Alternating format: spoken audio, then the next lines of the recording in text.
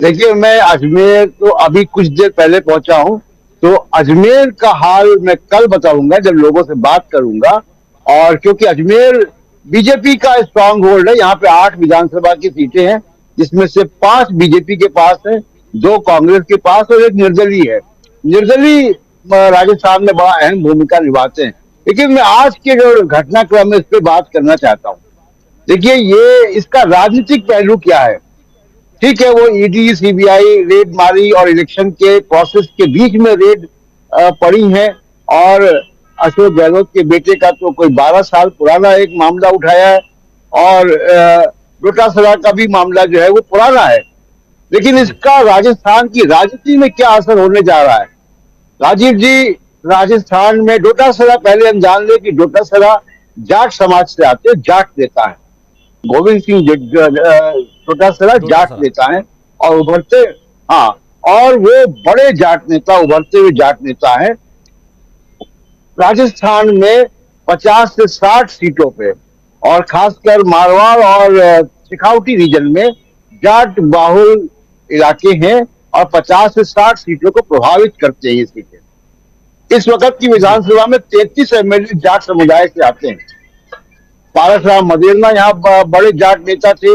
उनकी grand daughter Divya Maderna भी हैं। अभी आपने देखा था कुछ दिन पहले ज्योति मिर्धा जो जाट नेता की ग्रैंड डॉटर थी, उनको बीजेपी में शामिल किया गया। यहाँ पे जाट की अपनी एक पार्टी भी है। तो जाट समुदाय को छेड़ने का काम इस ईडी रेड के जरिए हो गया है, मुझे लगता है। और इसकी सुगबुगाहट जरूर मिलेगी, क्योंकि यहाँ पे जाट बाहुल इलाकों में इसकी प्रतिक्रिया होना बहुत संभव है। बीजेपी खुद भी जाट की राजनीति करती है।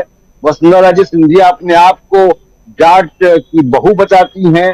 तो ये जो संदेश है ईडी की, उसकी जो राजनीति जो कल के बाद यहाँ पे दिखाई देगी, राजीव जी, वो बीजेपी के लिए शायद नुकसान न का सौदा न हो जाए। ये बड़ा सोचने का विषय है इस वक्त, राजीव जी। जी, बहुत बड़ी बात आप कह रहे हैं, लेकिन एक बात आपसे जरूर पूछना चाहूंगा कि ये जो कुछ आज हो रहा है चुनाव के वक्त, प्रशांत टंडन जी, ईडी की कार्रवाई क्या मायने रखती है कांग्रेस के अगर हिसाब से देखा जाए? बीजेपी तो चाहती है इसका फायदा उठाना, लेकिन अगर आप चूंकि घूम रहे हैं, कल आप कहीं और थे, आज सवाई माधोपुर में थे, और आज आप यहां पहुंच गए हैं, अजमेर पहुंच गए हैं। जरा आपसे समझना चाहता हूं कि क्या इसका असर धरातल पे, धरती पे, ग्राउंड जीरो पे है क्या? कि आप कार्रवाई, कभी आप लाल डायरी की बात करते हैं, कभी आप कोई और कार्रवाई करते हैं, कभी छापेमारी करते हैं, और आज जो कुछ हो रहा है, क्योंकि ठीक 29वें दिन वोटिंग है, उस हिसाब से भी। जी जी, देखिए, यहाँ पे अशोक गहलोत बराबर की टक्कर में है। ये जरूर अजमेर बीजेपी का इलाका है, यहाँ मैं बात करूंगा लोगों से। लेकिन जब पीछे मैं घूम कर आया हूँ, अभी आप बात कर रहे थे सवाई माधोपुर की। सवाई माधोपुर बड़ी रोचक सीट है, राजीव जी।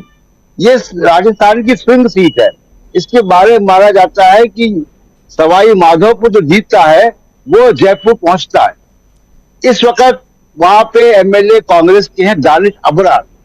बीजेपी ने पैराशूट से किरोड़ी लाल मीणा को उतारा है, और एक रिबल कैंडिडेट वहां पे उभर रही है, आशा मीणा। पिछली बार वहां से वो हार गई थी बीजेपी के टिकट पर। और आज हम लोग सुबह जब वहां से निकले हैं तो आशा मीणा रणथंभौर के किले के अंदर एक गणेश मंदिर है, और वहां वो दर्शन करने गई। और दर्शन करने के बाद उन्होंने अभी नामांकन तो दाखिल नहीं किया है, अभी जब नोटिफिकेशन होगा तब हो सकता है करेंगी वो। लेकिन आज उन्होंने अपने दफ्तर का इनॉग्रेशन कर दिया है। अपने इलेक्शन ऑफिस का विधिवत आज उन्होंने उद्घाटन कर दिया, और अपने सोशल मीडिया पर उसकी तस्वीरें डाल दी है। तो अब आप ये मान के चले कि सवाई माधोपुर में बीजेपी का किरोड़ीलाल मीणा को अपने ही मीणा समाज से एक ताकतवर रिबेल कैंडिडेट मिल रहा है। तो ये सब देखिए, पूरे राजस्थान में जितने जगह हम घूम रहे हैं, गहलोत साहब युवाओं में बड़े पॉपुलर है, उनकी स्कीम बड़ी पॉपुलर है, खासकर उनकी हेल्थ स्कीम पॉपुलर है, किसानों के बीच वो लोकप्रिय हैं।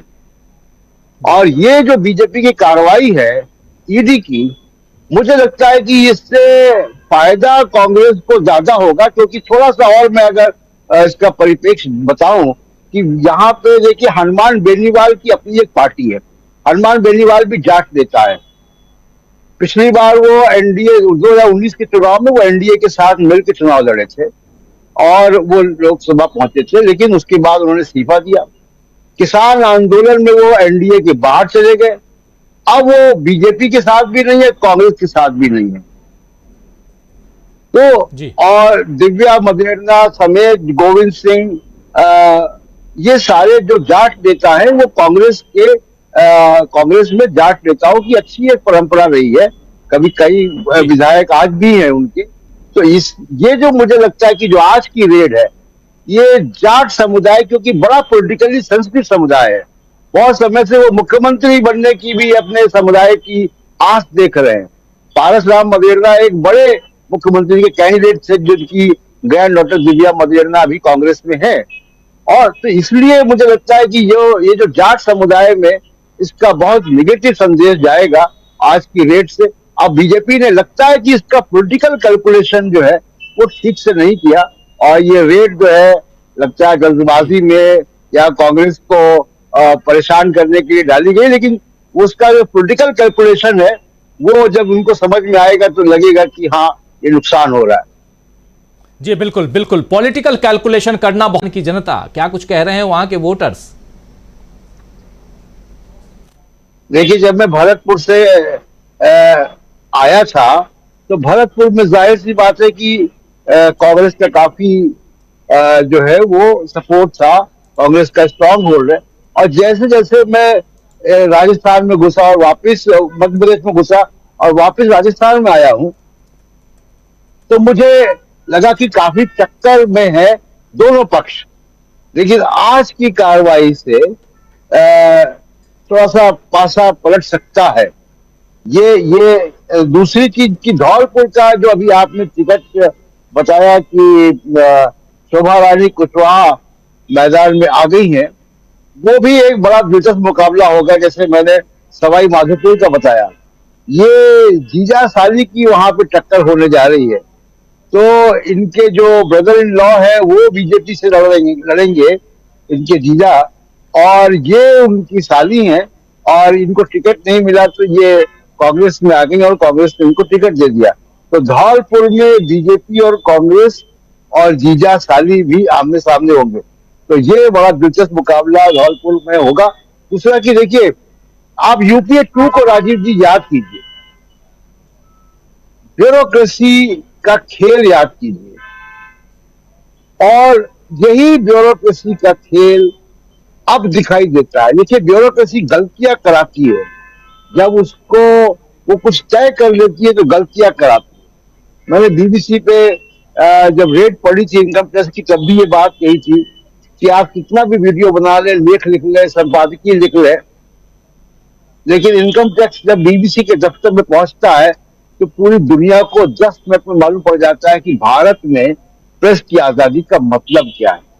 और वैसे ही कुछ मामला आप देखिए, जो मैं पहले राउंड में चर्चा कर रहा था बहुत संक्षेप में।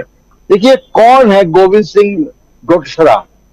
गोविंद सिंह डोटासरा कांग्रेस के प्रदेश अध्यक्ष हैं, जाट नेता है, और जैसे मैंने कहा कि लगभग 50 सीटों में और 10 जिलों में जाट वोट का प्रभाव है। अपनी पार्टी है यहाँ पे हनुमान बेनीवाल जी की। अभी जाट वोटों को रिझाने के लिए ज्योति मिर्जा को बीजेपी में लाया गया, क्योंकि वहीं से जो है वो हनुमान बेनीवाल का प्रभाव है वहीं उसी इलाके में। अब आप देखिए कि शेखावटी रीजन में सीकर, झुंझुनू और चुरू डिस्ट्रिक्ट जाट बाहुल है।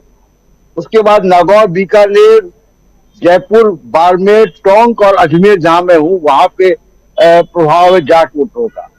और सीकर से ही विधायक है लक्ष्मीगढ़ से जो गोविंद सिंह डोटासरा, जिनके यहाँ रेड पड़ी है।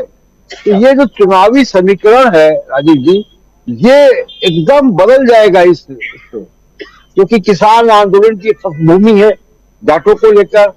पहलवान जो मेडल वाली खिलाड़ी बैठी जंतर मंतर पे, वो एक पृष्ठभूमि है। और अब ये रेड पड़ गई। तो ये पूरा जो आप देखिएगा कि जो समीकरण है चुनाव का, वो एकदम बदल जाएगा यहाँ से, क्योंकि 50-60 सीटें, याद कीजिए कि राजस्थान में किस तरीके का बहुत ही कांटे की टक्कर होती है। 10-12 सीटों में इधर उधर का मामला होता है, और 50 सीटों में अगर जाट का प्रभाव है, और आपने चुनाव की प्रक्रिया के दौरान जाट नेता के घर इनकम टैक्स ईडी भेजा है, तो उसका असर तो होगा। तो जो बात कही जा रही थी कि सिंधिया जी का नाम आने से, वसुंधरा राजे सिंधिया का लिस्ट में नाम आने से थोड़ा सा माहौल बदला था।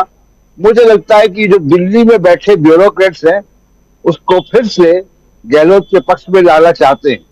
राजीव जी जी, बहुत बड़ी बात आप कह रहे हैं, और यही बात अभी हम चर्चा कर भी रहे हैं। अभी तमाम लोगों से हमारे तमाम जो साथी, हमारे साथ पैनलिस्ट साथी जुड़े हुए हैं, वो भी यही बात कह रहे हैं। जरा एक बार अब आना चाहता हूं प्रोफेसर